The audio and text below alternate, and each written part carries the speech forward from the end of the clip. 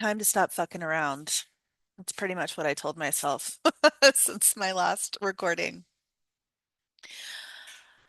I'll come back to that in a moment. But this morning, I took my dog and I on a new hike.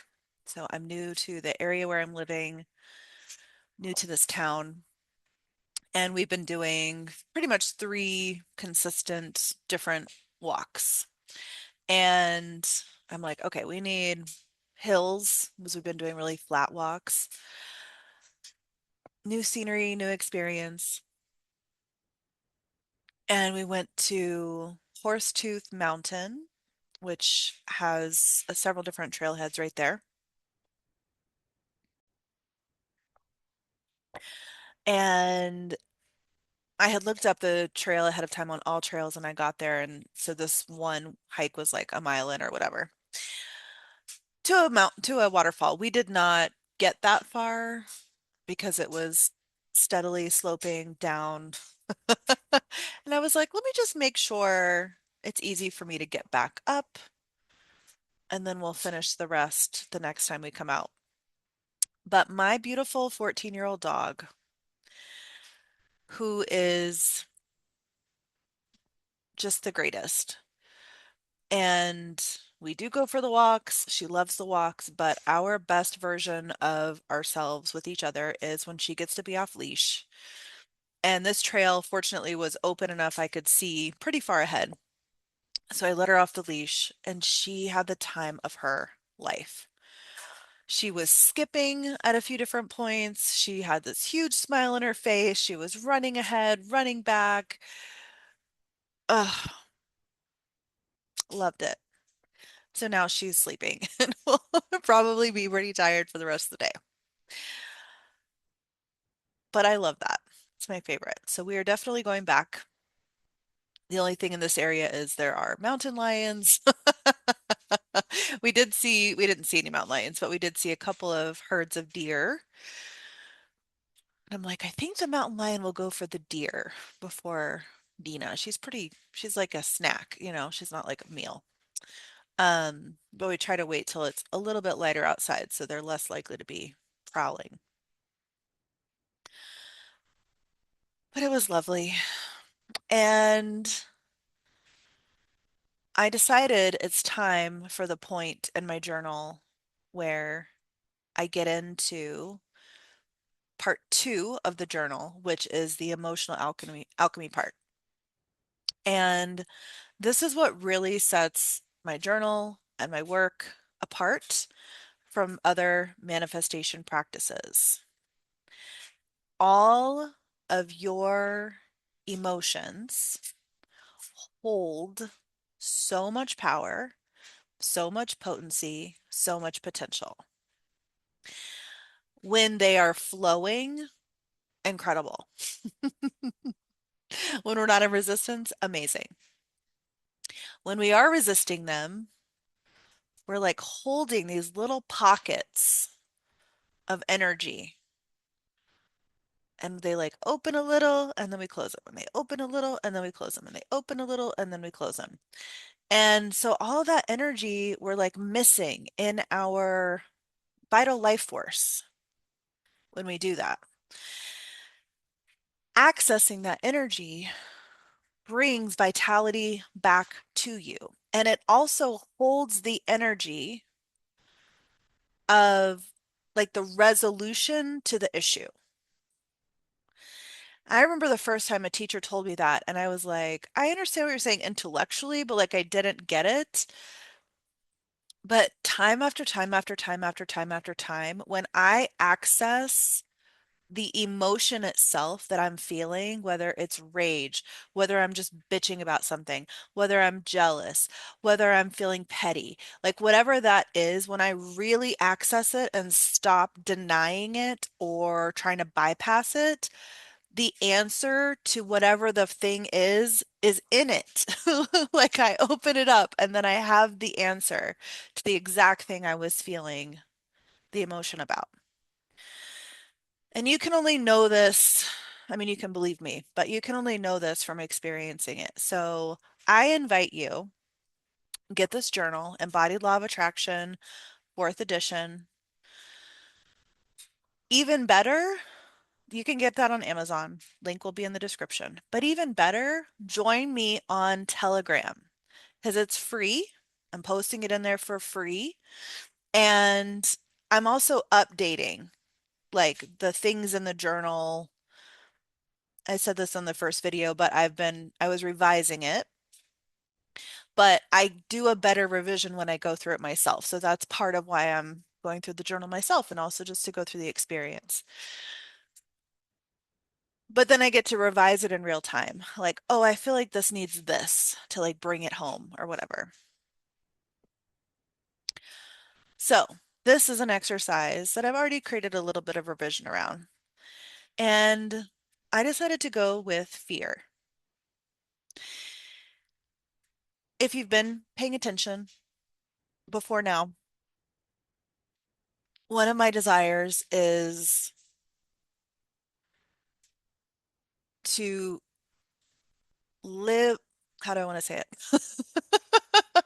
It's to do my work in the world, my work like this journal, my work like manifestation coaching, my work like holding groups of people, taking them through a process for increased vitality and more creation in the world, sorcery, coming into their sorcery.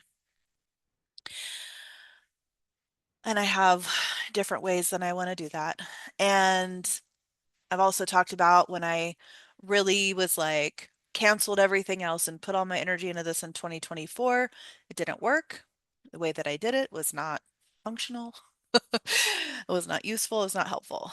And it led to a significant amount of, I'm saying this from my mind right now, but it is very deep in me at an emotional level, but it led to me not wanting to be on the planet anymore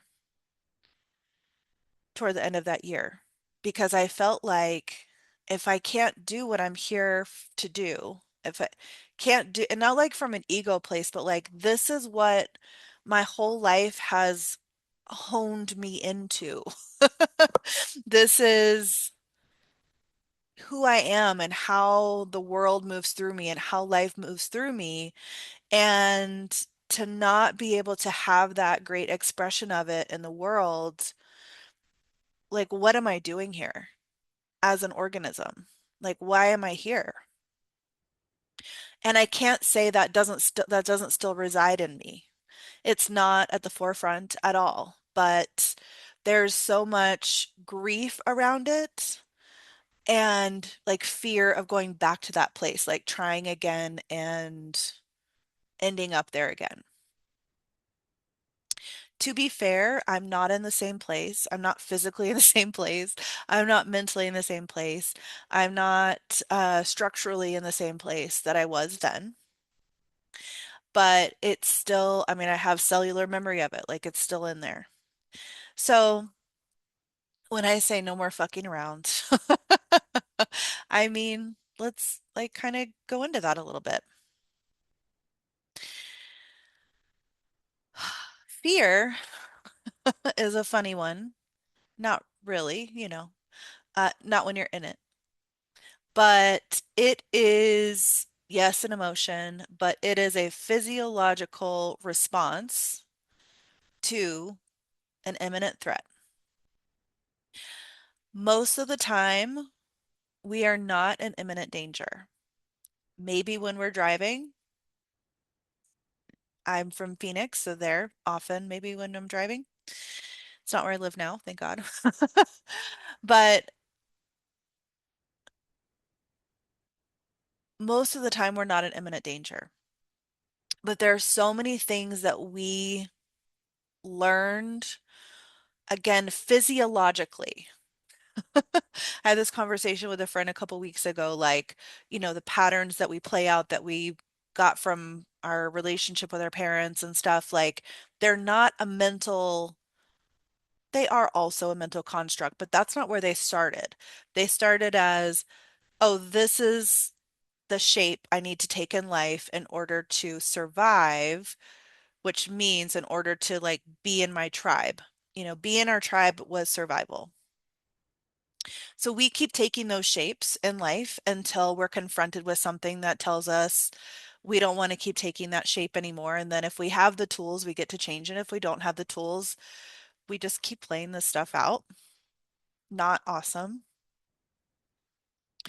And then there are new things that come along that create that again. And so these things like live in us. So we have to, I don't have the actual journal in front of me right now. I could have pulled that up, but the fear section takes you through, it's back and forth between like what's true right now, what's real right now, like in your immediate surroundings, to show yourself you're not in danger. And then what is like being conjured by your imagination, whether or not it's true or real or whatever. And then like transitioning from the fear toward the safety. So fear is the gateway to safety. If you have physiological or somatic tools that help you in times of fear, use them in conjunction with this. You don't have to be in fear while doing this prompt. I wasn't, but it was very easy to access once I started going into it. So, deep breathing, somatic movement, anything like that, vagus nerve exercises, like all of that will help you when you're in the state of fear or when you're going through this. I am pulling up the journal now. All right. When fear arises in day-to-day life and keeps you from being functional, productive, or useful in the ways that you want to be, so this doesn't mean like high producing, young, like Western culture, like go get them every second of every day. But if you're not able to function in the ways that you want to, then the response has not been useful. The greatest way to overcome fear is to undermine it. The feeling itself can be so overwhelming, it hijacks your mind, conjures absurd loops and spirals and reactions. And you're going to break it down. So fill in these statements. Number one, the actual imminent danger I'm in right now is, and this does not mean something you looked at in a video, this means in your current reality, in this moment, I am not in imminent danger. Number two, 7 objects I see around me are, and you want to name the object and like a little description about it. Dina on her bed, looking beautiful and tired. A box by the door that holds soy wax. A clump of Dina's hair on the couch. My ribbed blue modular boneless couch. My pretty poofy bamboo plant that I got at Costco and has stayed alive so far, which is very exciting. My new purple and sandy candles that I made. My big black office chair. Number three, when I'm afraid, so this is like what pattern do you tend toward when you're afraid? And we're still speaking very generally. We're going to move toward, these prompts are going to move toward things related to your desire. When I'm afraid, I freeze. I don't speak. I like the idea of speaking makes me like shake inside. I go still, I go silent. 3 sounds I hear. Birds chirping, the dryer, and my wrist on the paper while I was writing.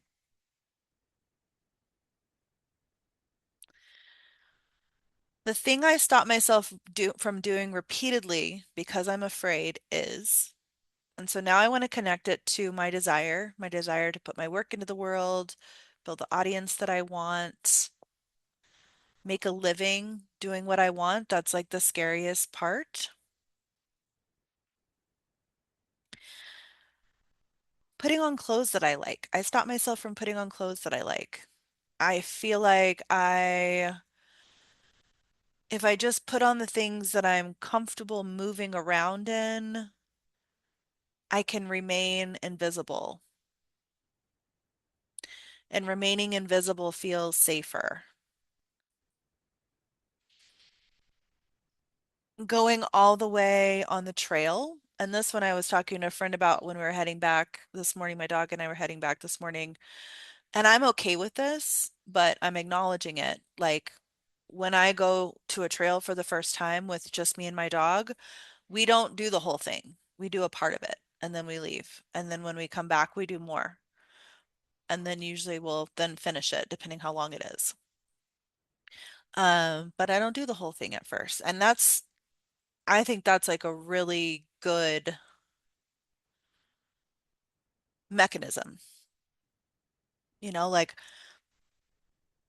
I'm okay exploring the unknown, but I want to know it before I explore it. That's a paradox in me. So that's a way to do that. Like, let me do a little and then, teach myself that it's safe to do, and then go back and do more and teach myself that that's safe to do, and then do more. And if I were making a list, which maybe I should just fucking do, if I were making a list of ways that I feel safe, that's a really good one. That's a really, really, really good one.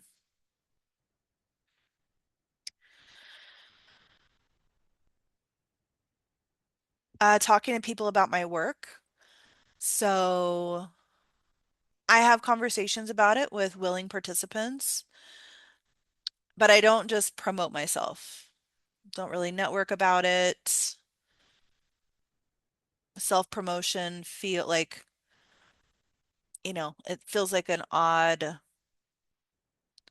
I don't want to do it in my friendships when I go to like a networking event, like everybody's self-promoting, so it's really saturated. Like it just feels like I haven't found a place where that feels good. So we're still on what do I stop myself from doing out of fear? Putting myself forward, offering opinions based on decades of experience. I'm just going to tell you, I feel, while we're just being in the truth of our emotions, like I feel so annoyed by people. This is a this is another paradox. I feel so annoyed by people who talk about the nervous system all the time because this is the opposite side. So one, I'm glad everybody's talking about it and everybody's aware of it. And two, I have been physically touching people's bodies with nervous system forward thinking and attention for 18 years and have such a through and through cellular, experiential, knowledgeable, and intellectual relationship to that. Like, I don't just like I know how to do it in me. Yes. I haven't just like talked some clients through it. Like I have so much extensive experience, and when you touch bodies, like because I was a massage therapist, polarity practitioner, cranial practitioner, when you touch bodies for years and years and years, you learn so much. So much. And I mean, you feel the body shift from sympathetic to parasympathetic. And then all of a sudden, you can feel everything else in their body, like all their meridians open, their energy is speaking. Like now, my body telepathy can respond to them because it can hear them, like their body is talking because it's out of stress. Like that shit is potent. And like what I just said also relates to manifestation, also relates to creation. Like when you are in parasympathetic, your body speaks, your energy is open and flowing. And now you're in a state of, I know one of my teachers, talks about it being dominant and submissive, like in the submissive state where like your attention is so much on yourself that like you are sending out the clearest signal, the cleanest signal, the crystal clearest signal. People respond to you, the universe responds to you. Like that's what happens when you go into parasympathetic. And again, I feel it in myself. I feel it in other people, like thousands of bodies that I have touched, and I have felt that shift.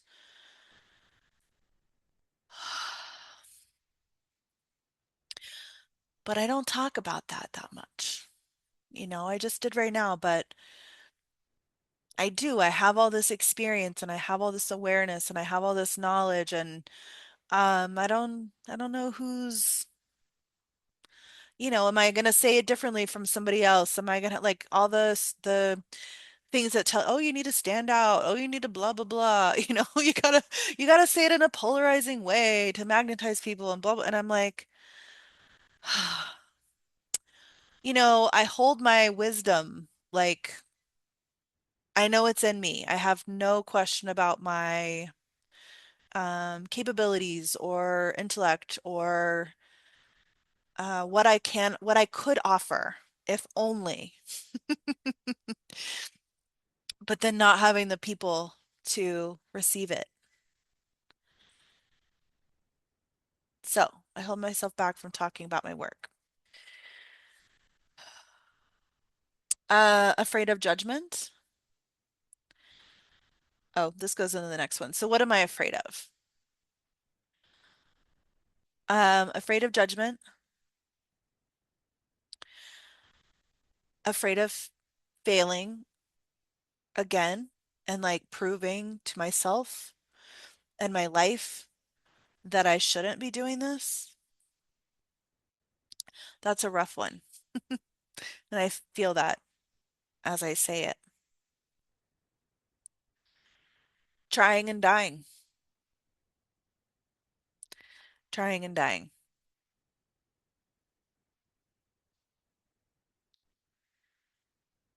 Four sensations I feel in my body are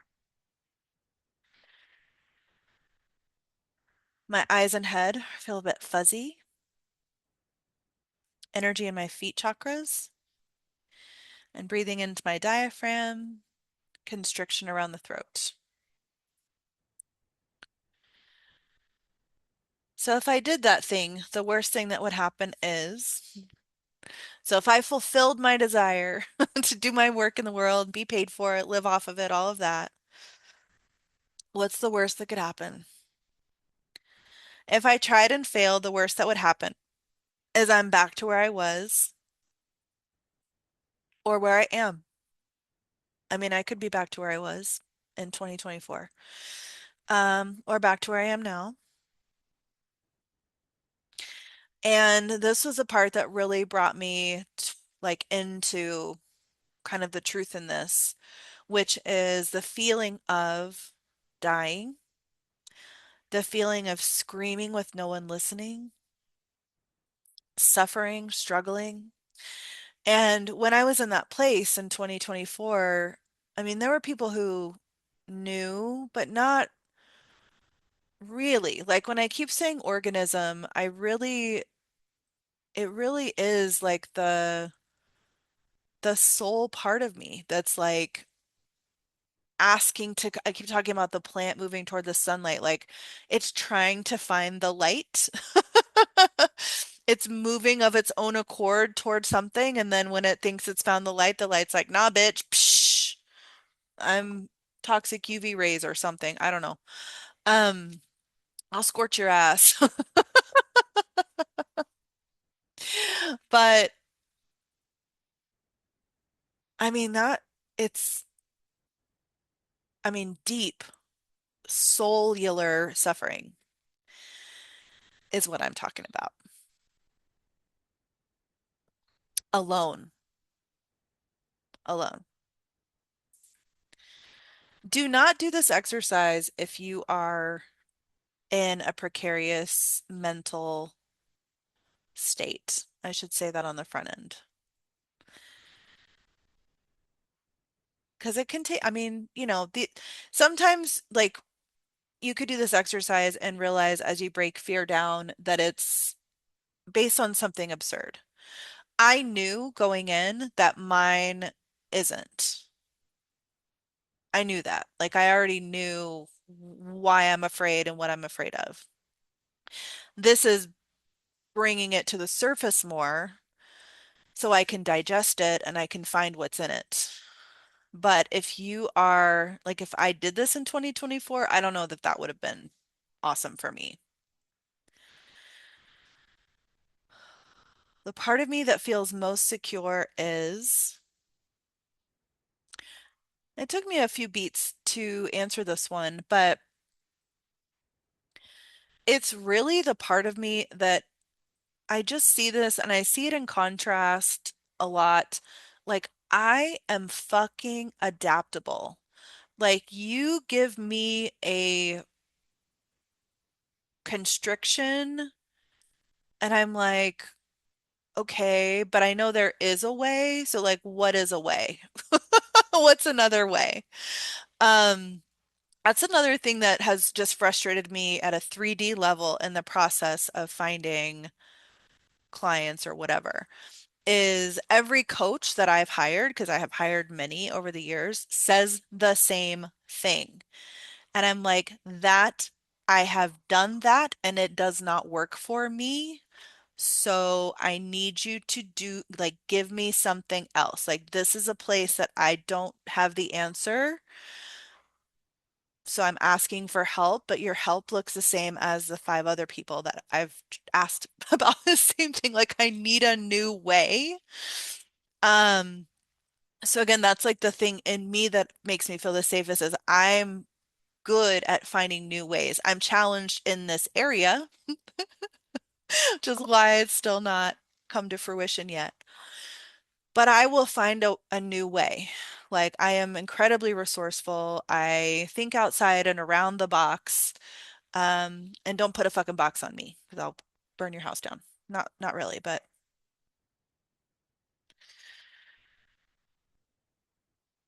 if I did do the thing, the best thing that could happen is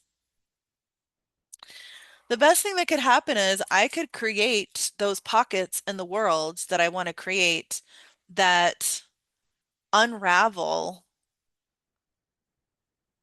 like the matrix that we all collectively hold. And I help all of these thousands of people come into greater vitality and move toward their sunlight. Like, that's all I want to do. Break the matrix, help people move toward their own source of light. I am safe right now because I'm in my apartment. The sunlight is shining in to the windows. It's the beautiful morning sun. I'm about to go do my red light therapy really soon. I had a lovely hike with my dog, all of that. When I feel totally safe, I can. It's very funny. I didn't even answer that. My true desire is, so what I learned in the previous, few prompts ago is the thing that makes it the hardest is doing it alone. And so my actual desire in this is I want some help. And that can look like a dozen different things. And I will actually come up with a dozen different things. I'm giving myself homework right now. 12 ways to receive help. That includes people speaking my name. That includes potentially hiring a coach, even though, like I said, I've not had great experience with that so far.